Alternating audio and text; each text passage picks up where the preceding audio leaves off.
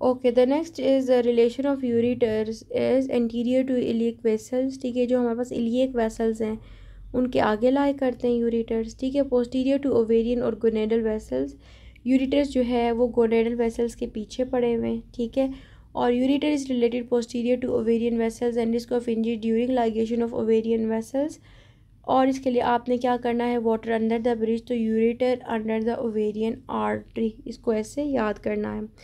Now let's discuss some paper MCQs. Patient presented with ureter stone at the pelvic brim and prepared for surgery. अच्छा, इससे pelvic brim के से मुझे फिर से एक चीज़ याद आ गई कि आपने मुझे यूरिटर के 3 लेवल्स के ऊपर कंस्ट्रक्शंस की असाइनमेंट आज सबमिट करवानी है लाजमी।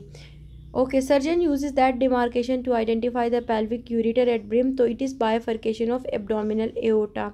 Note that bifurcation of aorta is at the point at which the abdominal aorta bifurcates and then it enters into left and iliac common iliac arteries में divide हो जाता है. During hysterectomy, care should be taken about the ureter relation to the surrounding pass behind the broad ligament.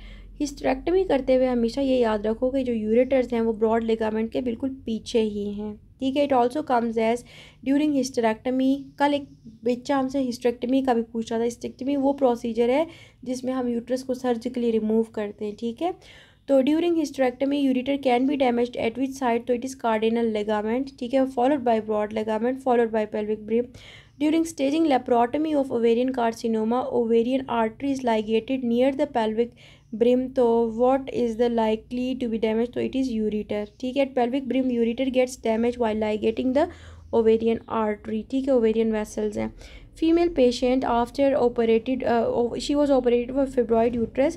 Within 24 hours she develops lumbar pain. तो lumbar pain हो, anuria हो, तो हमें पता उन्होंने यूरिटर्स को लाइगेट कर दिया. A patient, 35 years old female, had an abortion at home done by a dye.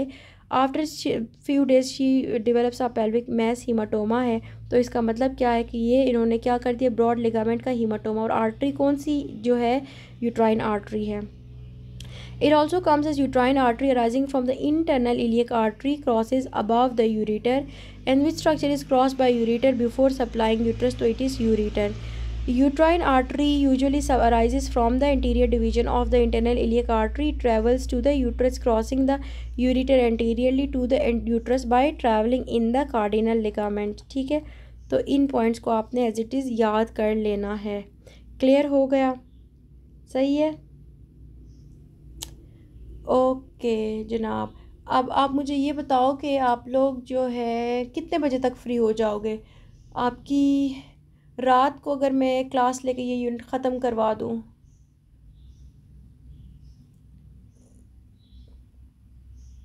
हाँ 4:30 पे तो डॉक्टर आपकी क्लास है ना, उनके साथ डॉक्टर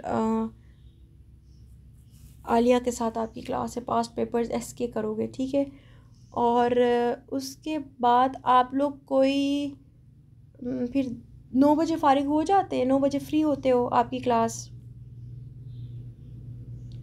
डॉक्टर ने नहीं लेनी है? क्यों? डॉक्टर अक्सा नहीं, डॉक्टर उन्होंने लेना है ना, डॉक्टर